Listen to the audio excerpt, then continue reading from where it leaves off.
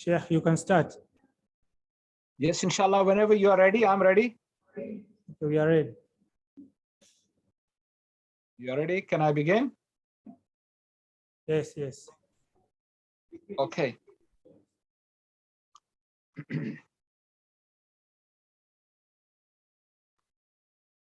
أعوذ بالله من الشيطان الرجيم بسم الله الرحمن الرحيم الحمد لله رب العالمين والصلاة والسلام على سيدنا وحبيبنا وخاتم الأنبياء والمرسلين وعلى آله وأهل بيته الطيبين الطاهرين وأصحاب المنتجبين اللهم صل على سيدنا محمد وآل محمد. My respected brothers and sisters in Islam, Assalamu alaikum wa rahmatullahi wa barakatuh. First of all, I'd like to thank the organizers as well as each and every one of you that have joined this discussion with respect to the situation in the world and how we as Muslims can build a new Islamic civilization. The reason why I chose this particular topic or this particular title for today's discussion is because the world is going through a lot of changes, a lot of turmoil, and out of this chaos, something new will emerge. We are all aware that the Muslim world has suffered tremendously as a consequence of these wars of aggression that have been waged against Muslims over the last 40 years or so, or even more than that. Muslim societies have been devastated, their infrastructure has been destroyed, millions of Muslims have been killed. In fact, an Australian academic did a study and he found out that since 9/11 alone, more than 32 million people have been killed worldwide. And this is Professor Gideon Pulaya, who is based in Australia. And he said that the overwhelming majority of these people that were killed over the last 22 years since 9/11, the overwhelming majority have been Muslims. And these are people, innocent people, men, women, children, etc., killed as a consequence of the wars that the US and its NATO allies have waged against Muslims. The killings have occurred both as a result of war, as a result of famine, as a result of disease, as a result of starvation through sanctions, etc. Right now, as we speak, we know that there is a war going on in Ukraine. And the 24/7 coverage that is given to what is going on in Ukraine and all of the emotional buttons that are being pressed in order to arouse our sympathy for the Ukrainians, whereas we see that even in Ukraine, there is so much racism against Black people, against people of Indian or Pakistani origin or of Arab origin. On the one hand, we are being told that we should sympathize with these people, the Ukrainians, because they are under attack from Russia, although there is a different story to it that I won't go into at this time.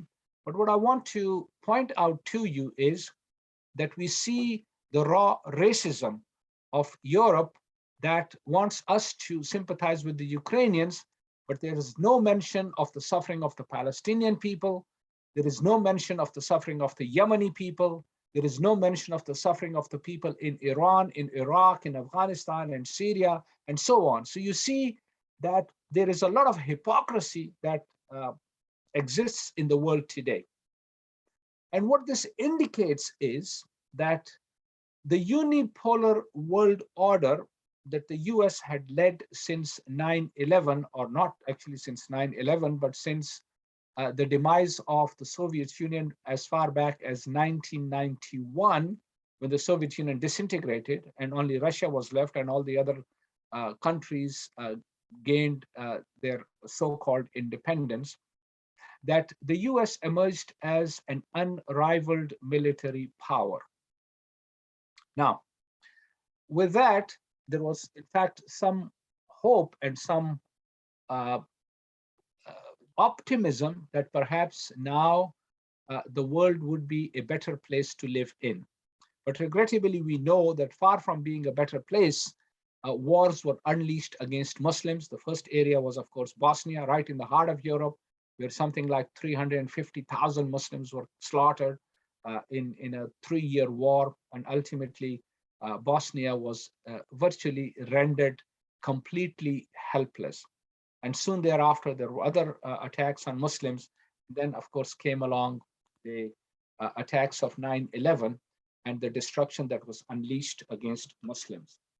Now, I mention all of this because what is happening today is that we are on the threshold of a new system that is emerging in the world. And this new system actually provides an opportunity for the emergence of an Islamic civilization. Now, let me explain to you why I say this. You see, civilizations are built on ideas. If we consider the last century as being the American century, we are already seeing the demise and the total helplessness and impotent of this so-called American civilization. Unfortunately, America is not a civilization. It is, in fact, a society that is based on exploitation, on oppression, on tyranny, on robbery, on stealing the resources of other countries in the world and enriching themselves. There were 3 pillars of America's hegemony worldwide. The first, of course, was American military might. The second was American propaganda, that it is an open society, it's a democratic society, etc. And the third has been dollar hegemony, dollar being used as an international currency by many of the central banks in the world. We have already seen that American military might has been defeated in a number of theaters. In fact, since the Second World War, America has not won a single war anywhere. We saw recently, last year in August, how they were driven out of Afghanistan by this ragtag band of Taliban, when in fact America, we know, is the greatest military power in the world, but it has no capacity for fighting. So it can no longer dictate its terms to other countries. Since 9/11, we've also seen how America's so-called freedoms, etc., have been exposed.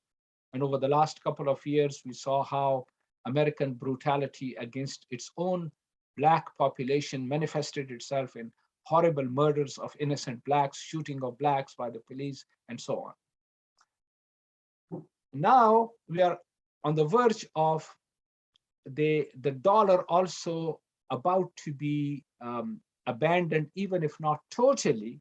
It is going to be abandoned by major countries around the world, and that would then signal the end of the American century. Now, let's come to the point as to how an Islamic civilization would emerge out of this, or how it would be built. The first point to keep in mind is that civilizations are built on ideas. Now, the reason why I say this is because history shows to us that when Islam emerged on the world stage in a small locale like Makkah, where there were only about maybe 5,000 people, and the Arabian Peninsula had very little interaction with the rest of the world. It was basically a tribal society. It was the idea of Islam and its principle of Tawheed, that means the oneness of Allah subhanahu wa ta'ala, of its principle of equality and equity, its principles of self-sacrifice, and its principles of inquiry, to be able to investigate things, to study and to find new avenues of understanding that allowed the Islamic civilization to emerge. And even though very early on, the leadership was corrupted, the idea of Islam was so powerful that it gave to the world a civilization that lasted for more than 1,000 years. I'm going to share just one or two examples from that early period before I come to the present, and that is that Muslims, at the time when the world was going through its dark ages, the Muslim world actually produced the leading scientists, the leading medical experts, the leading astronomers, the leading mathematicians, the leading geographers. In all fields of human endeavor, Muslims were in the forefront. Abu Sina, a great Muslim scholar, wrote the book on medicine, which is called Qanun at-Tib. And this book was used in medical schools around the world for 500 years. So imagine a book that was, written by Abu Sina, who of course was born in Iran, and there are many monuments to his great achievements in Iran, that he produced a book that was taught in medical schools for 500 years. Many of the instruments, the surgical instruments that he developed at that time, are still being used. There has been very little change in that. Of course, now we have new technology, laser technology and all kinds of other things, but some of the earlier instruments that he used are so precise that they're still used in medical procedures, in surgery, etc. Number two, I want to draw your attention to the fact that we are doing this program through Zoom, but we are using our laptops and our computers, etc., or our cell phones. Did you know that the cell phone technology and the laptop technology owes its existence to a Muslim scientist, Abu Musa al-Khwarizmi, who was born some 1200 years ago in Khiva in Khwarizm, which is in, of course, present-day Uzbekistan, but at that time it was part of Iran. And what he did was, what his great achievement was, and that's how the cell technology or mobile phone technology and computer technology emerged, that Al-Khwarizmi developed the numeral system of numbers that we see, 1, 2, 3, 4, and also the number 0, whereas previously the Roman numerals were being used. Of course, I cannot show you on the screen here, but I'm sure you know what the Roman numerals are. The Roman numerals, the 1 is in the shape of an eye, 2 is 2 eyes, 3 is 3 eyes, and then 4 is 1 eye and a V, etc., and 5 is V. But these kinds of numerals, Roman numerals, did not lend themselves to equations, algebraic equations. So when Al-Khwarizmi developed this concept of 0 and 1, 2, 3, 4, all the way up to 9, these numerals lent themselves to the development of algebra and what is referred to as binary equations, 0, 1, 0, 1, etc.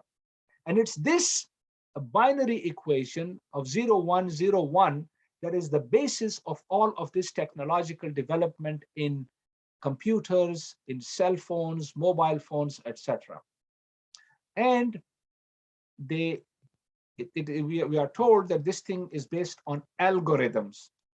And of course, the word algorithm is a Latinized version of Al-Khwarizmi. So algorithm actually is Al-Khwarizmi's name. And so all of this modern day technology basically is based on the achievements and the discoveries of Al-Khwarizm back 1200 years ago. Of course, you can turn around and say, well, what about the Muslims today? And you'd be absolutely right. And that's why I want to come to today and tell you what's happening in the world today. I'm going to share with you two dimensions of this struggle that the Muslims are involved in, so that we see how we are heading towards the new Islamic civilization emerging in the world. Of course, we need not go into the details of how the West's scientific technology, etc., is built and developed on Muslims' achievements. But let me say this. What gives us hope today is that more than 40 years ago, when the Islamic Revolution occurred in Iran, it opened up new avenues of development and it gave new hope to the Muslims. Now, the Islamic Revolution in Iran occurred at a time when the Shah's regime was supposed to be at its most powerful status. And yet it's in that environment that the Islamic Revolution occurred. True, we know that the Islamic Revolution had to suffer tremendous persecution. It had to suffer sabotage. It had to suffer the assassination of its leading figures. It had to suffer a war that lasted more than 8 years, which was supported, of course, by Saddam Hussein, who was supported by the entire Arab world, as well as the Western and Eastern worlds. They supplied him weapons and everything. And yet the Islamic Republic of Iran withstood that onslaught for 8 years single-handedly. And it defended every inch of its territory, but more importantly, it defended the Islamic Revolution in Iran, and it emerged even stronger. Since the end of that war, Iran has made tremendous progress in many scientific arenas. And I'm going to give you a few basic information so that we are on the same page. For instance, in nuclear technology, in satellite technology, in missile technology, Iran has made enormous strides all on its own. Its own scientists have developed these things. They have not developed this by borrowing this information or technology from elsewhere. Iran is the only Muslim country in the world that has put its own satellites in space. Iran is number 10th in stem cell research in the world.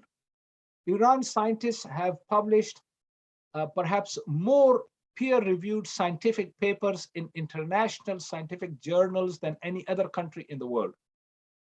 Iran has developed missile technology that has made it virtually impossible to attacks from predatory powers outside. And Iran developed its own COVID-19 vaccine, which has been exported to other countries of the world as well. And this Iran did all on its own. And again, in the field of nuclear technology, Iran has made tremendous progress, although Imam Khamenei has issued a fatwa that Iran should not acquire nuclear weapons. And so nuclear weapons is not what Iran wants, but it has made tremendous progress in nuclear technology for medical research, for isotopes, and so on. All of this it has done on its own. So that's one dimension, the scientific dimension that many of us are concerned about, that we want to see Muslim countries make this progress. But what is, in fact, even more remarkable is that despite all of the challenges, the sanctions and the theft of Iranian resources by Western predatory powers, by basically freezing their assets, etc. Despite all of these challenges, the Islamic Republic has made tremendous progress in all of these fields. There's a second arena in which the Islamic Republic has emerged in a very significant way, and that is in the socio-political arena. Now, we are all aware of what is referred to as the resistance front, which basically means a front that is going to confront these predatory powers that wish to cause harm to Muslims in that crucial region of what is referred to as the Middle East and West Asia. let me step back a few moments so that I can, or a few years, so that I can put you, we can share together this aspect of as to what really was planned against these Muslim countries. Soon after 9/11, there is an American general by the name of General Wesley Clark, who used to be America's supreme commander for NATO forces in Europe. He, in an interview, revealed that soon after 9/11, about 10 days or 2 weeks after 9/11, he went to the Pentagon. He was still a four-star general. And he went to see Donald Rumsfeld, who was, of course, at that time, the US Defense Secretary, a nasty creature. I won't go into details. He's now dead. But General Wesley Clark went to see Donald Rumsfeld. After his meeting with Rumsfeld in the Pentagon, he came down from the main office, and on the way down, on the next floor, a general who used to work with General Wesley Clark called him to his office, and he said, "General, you have to see this." And he showed him a piece of paper, and he said, so General Wesley Clark said, and this is on record, this is available, an interview that he gave to Amy Goodman, Democracy Now!, back in March of 2007. He said that on this piece of paper, the Pentagon had listed 7 countries that the US was going to attack. And what were these 7 countries? These included Iraq. Of course, they were about to attack Afghanistan anyway, but it included Iraq. It included Somalia, Sudan, Libya, Syria, Yemen, and it said that they would end up with Iran. They would finish off Iran. So look at these, keep these 7 countries in mind. Starting off with Iraq, we know that, in 2003, the Americans went and destroyed Iraq, the country. Of course, we were happy to see the end of Saddam Hussein, but the country itself was destroyed. And of course, it had suffered a war since 1991, when literally hundreds of thousands of people were killed, depleted uranium was used, Iraq's soil was poisoned, its water was poisoned, horribly deformed babies were born in Iraq. These were ordinary people that suffered. And then they went in again in 2003 and destroyed Iraq again. Then they went into Somalia, and even prior to that, in fact, Somalia today is a failed state. Then you see the situation of Sudan, it was split into 2 countries, and again, it's in a mess. Then you look at the situation in Libya, where the Americans and its allies went in and they destroyed the country, even though Gaddafi was a dictator. But the fact is that Libya was a very prosperous country. And after Gaddafi was overthrown and brutally murdered, lynched actually publicly by America's terrorist allies in Libya, all of these terrorists were unleashed from Libya, and they spread all over the world, in Syria, in Iraq, and other places that have caused so much havoc in the Muslim world. And these terrorists, incidentally, were supported by the Americans. And then, of course, we know about Yemen, where a brutal Saudi-led war is being waged against the Ansarullah and Houthi fighters. And this has gone on for more than 7 years now. In fact, exactly 7 years today or tomorrow. And hundreds of thousands of innocent people have been killed in Yemen. But now let's look at the situation. And of course, the same thing happened in Syria, where the war was unleashed against Syria in February, March of 2011. And it's now almost coming to the end because of the fact that it was the Islamic Republic of Iran and Hezbollah that went in to defend their own interests, actually. Syria became the front line for the defense of Iran. And so now I want to share with you the situation with respect to the resistance front. It comprises, and of course, the Islamic Republic of Iran is a leading power in this, but it comprises also the Hezbollah in Lebanon, Hamas and Islamic Jihad in Palestine, Iraq, and of course, some of the militias that have been developed and established, Hashd al-Shabi and others that have emerged in Iraq, as well as in Syria, and of course, the Ansarullah in Yemen. Now, of course, Yemen is totally besieged. It's completely blockaded. Nothing can go in from outside, neither fuel, nor food, nor any military weapons, except that the Saudis and the Americans and others keep on pumping weapons to the mercenaries. But the Ansarullah fighters are able to hold their own ground, and they have also developed drone technology that they are able to hit Saudi and Emirati infrastructures deep inside their territories. So that's the ground situation. But much more important than that is the fact that a resistance front has emerged that is able to challenge the military power of these so-called predatory powers led by the United States. Now, let's come to our situation with respect to the emergence of the Islamic civilization, or how to build the Islamic civilization. America's demise today is the direct result of the resistance of Islamic Iran for decades. Of course, at enormous sacrifice, because the people of Iran have suffered tremendously. They have had to give a lot of blood and a lot of martyrs for the struggle for dignity and honor. But because of their sacrifices, they have defeated the sole superpower, or the claimant to the title of sole superpower, and has exposed it as a superpower with the feet of clay. Islamic Iran not only stands tall, but it stands in much better shape today than it was at the time of the Shah. Now look at the situation. In fact, Iran has virtually 100% literacy. Its women, there are more female students in many of its universities than there are male students. It has increased its literacy tremendously. It is one of the leading, most educated countries in the world. And this is all because of the Islamic revolution in Iran. And if we compare it with what the Shah's regime had, despite his so-called white revolution and what America called about its progress, et cetera, the literacy rate in Iran at that time was only 52%. Today, it is more than 95, 96% in Iran. Iran, as I mentioned, has made tremendous progress in many fields, including health, in technology, and so on. True, it is suffering as a consequence of these horrible illegal sanctions, but that has not prevented Iran from making this progress. Now imagine if these sanctions were not there, what achievements Iran would make.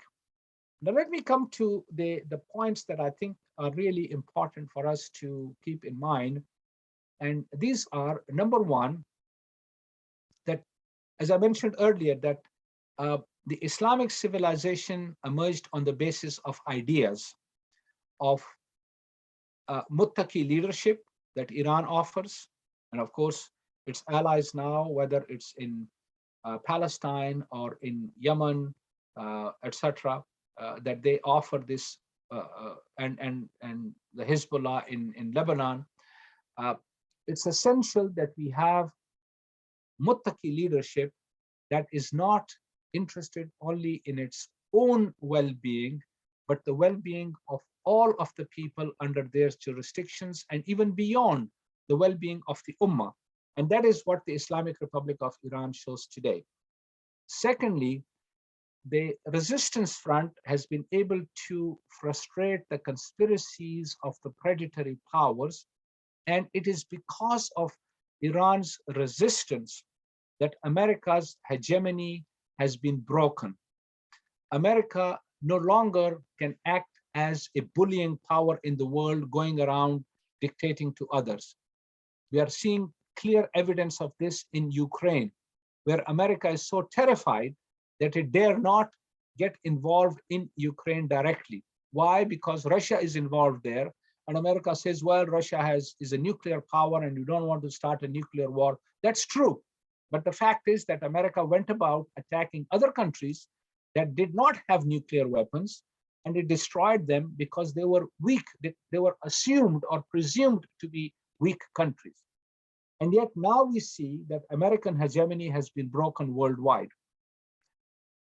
The only thing that is holding America's supremacy in the world today is not its military, not its appeal to freedom and democracy, etc. Freedom and democracy are just slogans that the Americans use. it is its dollar hegemony. But because of the way America has gone about imposing sanctions on other countries, on Russia, on China, on Iran and Syria and a host of other countries, that this dollar hegemony will also be broken. Today, it is not just Russia and Iran that are Russia and China that are standing up to the US and its NATO allies. It is also the Islamic Republic of Iran. It's in fact the Islamic Republic of Iran that is at the center of this resistance to US's dollar hegemony. And there are already moves to break away from the dollar, that countries like, Russia and China are now trading in each other's currencies. Iran has made similar arrangements with China, with India, with Russia. Turkey has made similar arrangements. There are, in fact, about 10 or 12 countries in the world that have broken away from the American SWIFT system, which is basically the system for worldwide, transactions, financial transactions, etc. That the Americans are using dollar as a weapon of war. So other countries are moving out of this, and they are entering into either bilateral agreements using each other's currencies, or even planning to devise a new currency, which would be a basket of currencies that these countries can use as exchange mechanism in order to do trade. So what we witness today is that there is now a new world order that is emerging. It is not a unipolar world order. It is in fact a multipolar world order. In the past, there are only two world superpowers. It was Russia or Soviet Union and America. Once the Soviet Union disintegrated, the world was dominated by a unipolar world order. But today, we have Russia and China emerging to oppose the US and its NATO allies. But at the same time, Islamic Iran and the resistance front are an important component of this emerging new multipolar world order. But the most significant point of all of this is that it is the Islamic Republic that is the leading figure. And because of its enormous mineral wealth, because of its enormous oil wealth, because of its enormous gas wealth, and to top it all of it, because of its enormous scientific talent that exists in Iran, that now we are witnessing the emergence of a new Islamic civilization in the world that is based on fairness, that is based on equity, that is based on justice, that is based on bringing an end to the exploitation that has gone on in the world for the last 100 years or more. So we are on the threshold of a new beginning. And it is a hopeful beginning because now we are seeing the emergence of the Islamic civilization in its own right. And I'm very hopeful, the way I see the situation, that with the dollar hegemony broken, inshallah, we will see the emergence of the Islamic civilization. It's not going to be a one-day process. It will require a lot of sacrifices, a lot of effort, but all of the components of the emergence of this Islamic civilization are in place now. And this is because the leadership in Iran, whether it was Imam Khomeini rahimahullah or his successor Imam Khamenei, may Allah prolong his life, and we are seeing that the leadership is selfless, it is dedicated to the principles of Islam.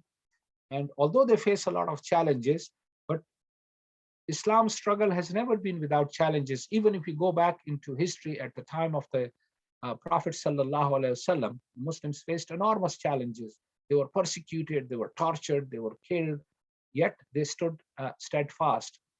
We are beginning to see that situation reoccurring in the world.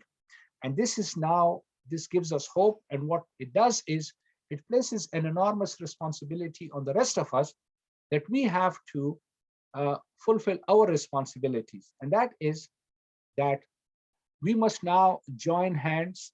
We must rise above our sectarian interests. It's essential. It's absolutely essential, because sectarianism is a disease that is going to destroy the Muslims. It has done so in the past, and it's a weapon that our enemies are using against us. And I think we have to rise above these sectarian tendencies. That doesn't mean that the Shias should give up being Shias or the Sunnis should give up being Sunnis. What it means is that we keep our differences to one side and we work on the aspects that unite us. And I think we can all agree that injustice is wrong, exploitation is wrong, we need equality, we need equity, we need justice in the world. And so we need to strive towards that, and we need to end the exploitation that is going on in the world so that the Muslims can emerge in their rightful place that Allah subhanahu wa ta'ala has designated for them. The Muslim world is endowed with enormous resources of energy, of minerals, and land area, of water resources, etc. The only thing is that these resources are being used by the enemies of Islam against the Muslims to keep the Muslims suppressed. And if we set aside our differences and unite on this common platform of Muslim unity, of Muslims being one ummah, there is no reason whatsoever in the world that we cannot emerge in our dominant role in the world, which is a role that has been designated to us by Allah subhanahu wa ta'ala. I hope and pray that you will take this to heart and that you will join the struggle for the supremacy of Islam, and that Muslims would emerge and you would contribute your part in the struggle for the emergence of the new Islamic civilization, which is just around the corner, inshallah. Thank you. Assalamu alaikum wa rahmatullahi wa barakatuh.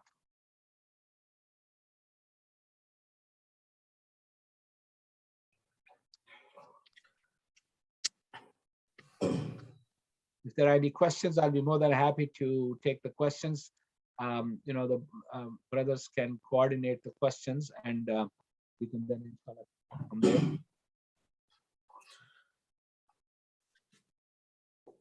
Assalamu alaikum wa rahmatullah. Wa alaikum salam. Well, thank you for the nice presentation lecture.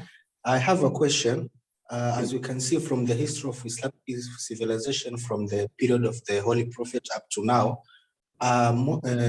we can see there are a lot of Islamic systems come to rule up the world, from Islamic Golden Age to Umayyad Empire, Abbasid Empire, and even right now we see from Muslim Brotherhood in Egypt, and currently from Islamic Republic of Iran. And we saw that all of those systems, they came and they collapsed, from Umayyad, Abbasid, Muslim Brotherhood in Egypt.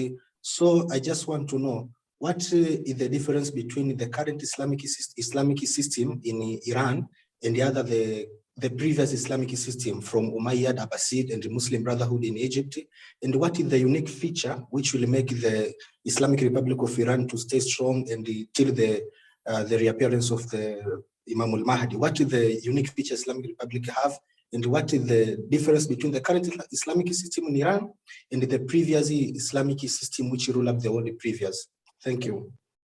Thank you very much. It's a beautiful question. And I briefly touched on it when I said that right in early Islamic history, the leadership was subverted. And this is what I was referring to, the emergence of Umayyads and the Abbasids, etc. These are basically kings, hereditary kings, not only kings, but hereditary kings that basically destroyed the Islamic leadership.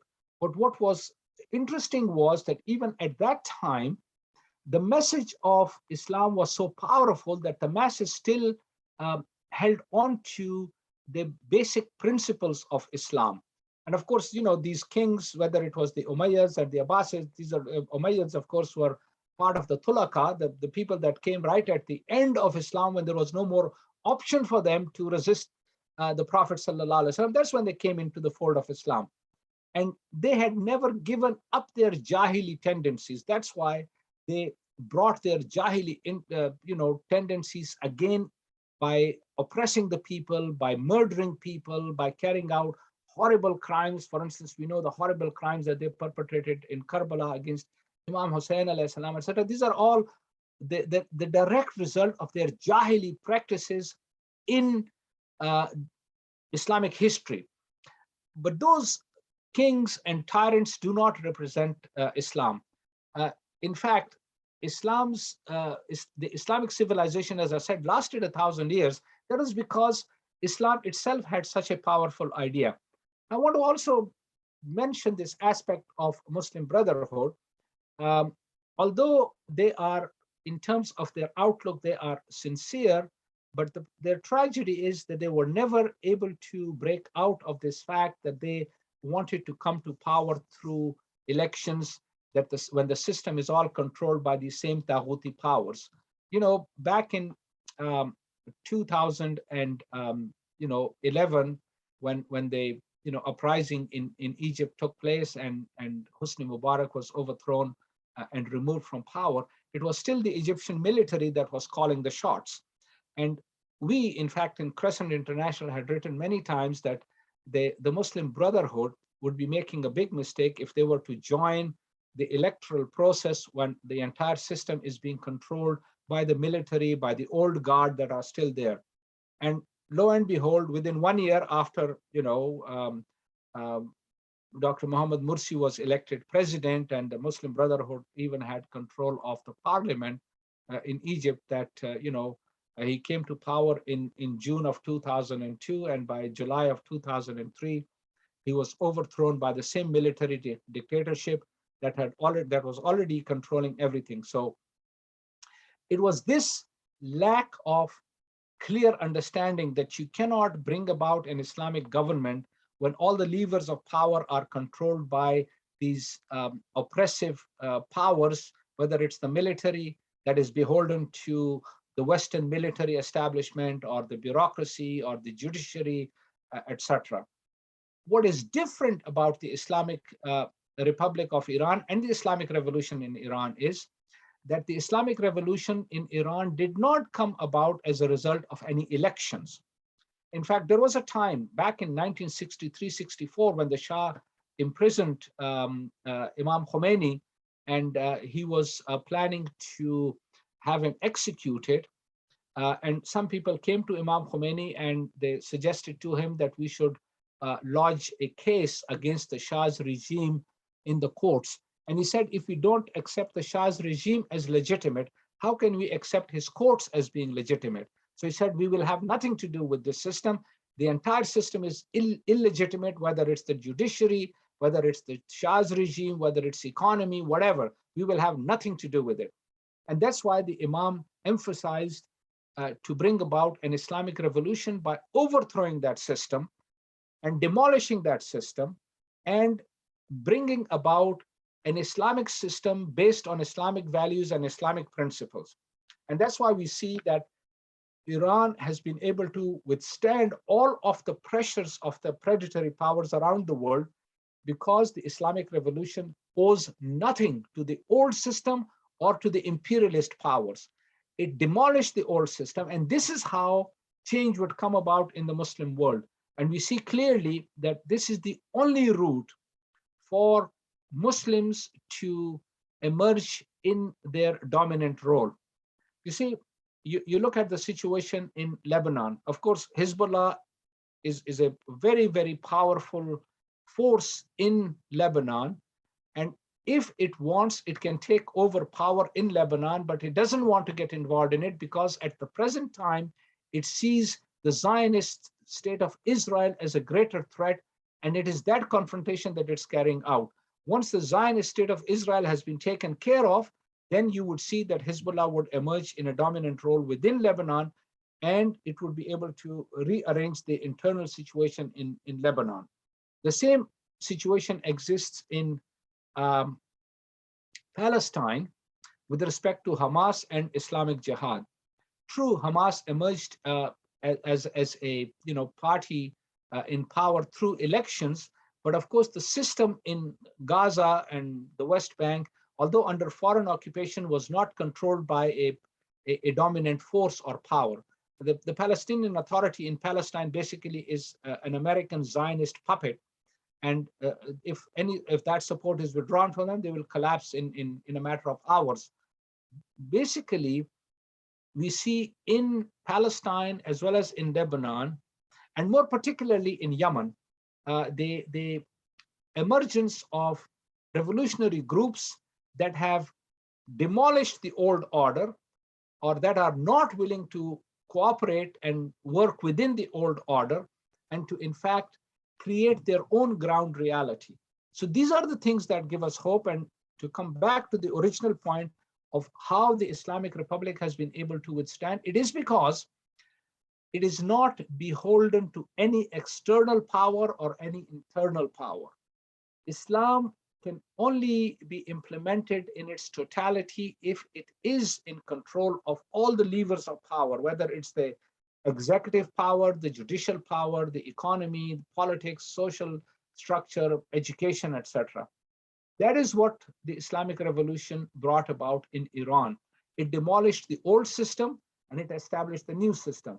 Just to give you a quick example, as soon as the Islamic Revolution in Iran succeeded, the Imam ordered that all the universities should be shut down. And some of his followers came to him and said, Imam, if we shut down the universities, what are we going to do? How are we going to educate our people?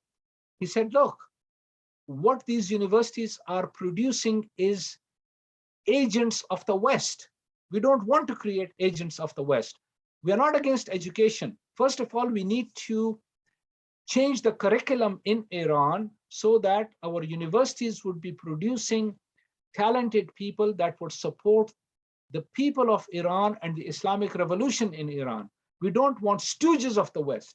And of course, after a couple of years or 2-3 years, when the new curriculum was developed, universities were opened, and we see the result now that Iran is able to produce scientists and engineers and doctors and all kinds of other scientific achievements, because its universities' educational system was revamped to serve the interests of the Islamic Revolution and the people, not to create robots and puppets for the West. And unfortunately, this exists in the rest of the Muslim world, that their university education system, everything is geared towards creating robots for the West, or people whose minds are stuffed with the ideas of the Western superiority and an inferiority complex that Muslims cannot do anything great. So that's why the Islamic Revolution in Iran has been able to survive for 43 years, and it has been able to make these enormous achievements because of the fact that it demolished the old order. This is the route for every Islamic movement to follow. This is something that we have advocated in the Crescent International for decades, and we said that you cannot bring about an Islamic state in any country through elections, because so long as the system is controlled by secular predatory forces that are aligned with the West, you can't hope for any progress anywhere.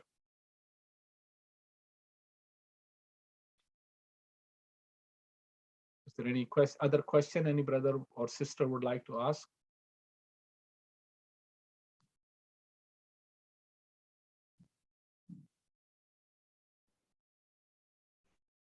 Salam alaikum, Zafar bhai. Wa alaikum salam. I'm Zahir here. How are you? Yes, brother.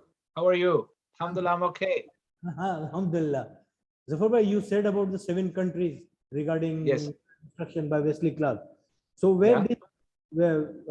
regarding Wesley Clark, he told that we have to destroy 7 countries after September 9/11. Yes. So where does Afghanistan fit in this? Why did You see, Afghanistan was not part of that, because they were already going to attack Afghanistan because of this 9/11 attacks. Although, unfortunately, Afghanistan had nothing to do with it. I mean, those poor guys, the Americans had made their plan to attack Afghanistan as early as July of 2001. Right. I can quote to you evidence. In fact, there was a conference that was held in Berlin in July of 2001, in which the American representatives, and of course there was the unit called the oil company that was also participating in it, and they made a proposal to the Taliban. They told the Taliban that, the Taliban were also there. They said that either you allow us to build a pipeline through Afghanistan from Kazakhstan, the oil and gas pipeline coming through Afghanistan to Pakistan, and we will flood you with gold. But if you refuse it, because at that time the Taliban were also in negotiations with an Argentinian company, Bridas, and they were more inclined to give that contract to the Argentinian company because it was cheaper for them, and they would have benefited more. And they said that if you don't give us this contract, we are going to bomb you into the Stone Age. Okay. And in July of 2001, in fact, I had this checked with some of the people that attended this conference in Berlin, and they confirmed to me that yes, that's exactly what had been said at the Berlin conference. Some of our people in Peshawar in July of 2001 notified us that the Taliban representatives in Pakistan are expecting an attack on Afghanistan within the next few weeks. Now, 9/11 had not occurred yet. 9/11 was simply a pretext for America to attack Afghanistan. Because if they wanted to attack anybody, that was, if they said that, Osama bin Laden and these other people, the 19 people that were involved in it, Saudi Arabia would have been a much better candidate, because the Americans themselves have said that 15 of those 19 hijackers were Saudi citizens. Right. So why didn't they attack Saudi Arabia instead of attacking dirt poor Afghanistan? It was because the Americans wanted to build their own pipeline through there, and the Taliban didn't agree with that. And of course, Afghanistan is a very mineral-rich country. There is one mineral that is extremely important today in the world, and that's lithium. It is used in cells and in missile technology, in computers, computer chips, etc. And the Americans wanted to take control of that. And prior to that, when the Soviets had invaded Afghanistan, it was also because of the same reason, because they knew they had done certain surveys and they knew that there is a lot of lithium in Afghanistan. But the Americans did a much more formal kind of surveys. While they were, in Afghanistan for 20 years, they were basically collecting data, doing investigations for this mineral resources. And of course, they've been driven out now.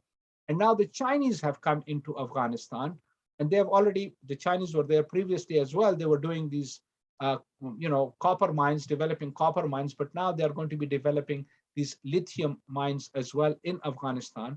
And I think, despite America's sanctions and starving the poor Afghan people, I mean, something like 23, 24 million people are on the verge of starvation in Afghanistan today because of the fact that they defeated the Americans militarily. So the Americans are now punishing them by withholding their money, by not giving them food, etc. But yet I see that, in the near future, incidentally, right today, March 24th, the Chinese Foreign Minister Wang Yi visited Kabul for meetings with the Taliban leadership. So we can begin to see that at least the Chinese are beginning to move into Afghanistan to develop the country. Right. And I think in the long run, Afghanistan would become a fairly prosperous country. And I think one of the positive aspects of the current situation in Afghanistan is that the Taliban have shed their sectarian hatred, which is a very positive development, because in the past, unfortunately, they were sectarian in nature. They were very anti-Shia, but they no longer are. In their executive committee, there are members of the Shia community, of the Hazaras and others that are involved in it. And so it's a hopeful sign. It's a positive sign. So to come back to your question of, where Afghanistan fit into the American scheme, as I said, they were already planning to attack Afghanistan, but not because of 9/11. 9/11 was just a pretext. They had already planned to attack Afghanistan as far back as July of 2001 because of that oil pipeline. Oil pipeline. Second question, Zafar bhai, is regarding now. You say now we have seen the turmoil in Ukraine, right? And everybody knows that the Americans are instigating Ukraine through fascist and Nazi people over there, through Azov and Aider battalion. And these are the people whom they have been trained since 2014, right? Since before 2014, they have started working on Ukraine, right? Yes. So now I want to just know the picture in this whole scenario. Where will Iran and resistance will stand? Okay. Will they Good question. Yeah, go ahead. Yeah. Will they cooperate with Russia, China on this front, or Iran will stay as a resistant front but opposition to America? and it will not be involved, or what will be the role of Iran in this, or resistance? Okay. What we see at the present time is that, number one, despite American pressure on many countries in the world that they should all join this boycott of Russia and sanctions, etc. Apart from America's Western allies, the rest of the world has simply not joined that boycott or sanctions campaign against Russia. So to give you an example, in the last week or last a couple of weeks or 2-3 weeks, foreign ministers of Qatar, of Turkey, of United Arab Emirates, and Iran have visited Russia. In fact, when Iran's foreign minister went to Russia, and prior to that, in fact, on February 24th, Pakistani Prime Minister Imran Khan also went to Russia. He spent 2 days in Russia, entering into bilateral agreements with Russia, which I think was a very, very important and good move, because it was a clear signal to the Americans that the world has changed and now there is a new scenario that is emerging. Right. Now, with respect to the visits of these foreign ministers of these Muslim countries, particularly that of Iran, Iran basically got assurances from Russia that it would not obstruct the revival of the JCPO, the Joint Comprehensive Plan of Action, the nuclear deal, because Iran had certain conditions which I think America is on the verge of accepting. One of the major conditions of Iran was that America must withdraw its scandalous allegation against the Islamic Revolutionary Guards as a terrorist organization. And I think there are indications that the US has agreed to that. The second condition that Iran had was that, unlike the past, Iran is not going to dismantle its centrifuges. It will stop them from working. It will put them under lock and key as a leverage against America, because if America does not fulfill its obligations by lifting the sanctions, Iran being able to sell its oil and to get the money into Iran, then Iran will restart its centrifuges. So I think that's another very good move. We were also of the opinion that that's exactly what Iran should do. In fact, I would go further, that Iran should not even let go of the uranium that it has enriched, although it will be going to Russia, and in return it will get the isotopes. But I think Iran should keep this enriched uranium as a leverage against the US. Regardless of what appears, the fact is that in this Ukrainian situation, the rest of the world, apart from America's Western allies, the rest of the world are not going against Russia. And in a sense, I think as Muslims, I mean, although the Ukrainians are suffering, but this is because they themselves allowed themselves to be used by the Americans against the Russians. Right. And if they are going to be involved, Russia and the Ukraine situation is basically a proxy, America's proxy war against Russia. But I think Russia will prevail. There is no doubt about it. Despite all of this, nonsensical analysis that is being presented that Russia has failed, etc. Russia has taken most of the eastern part of Ukraine. It has taken the southern part as well. The only thing that's missing is if Russian forces take the port of Odessa in the west, which is on the southwestern area of Ukraine, then Russia would have completely blocked off Ukraine from the Black Sea and the Azov Sea, and no Western naval ships would be able to help Ukraine from the sea. So in that sense, Russia is on the verge of achieving its objectives in Ukraine.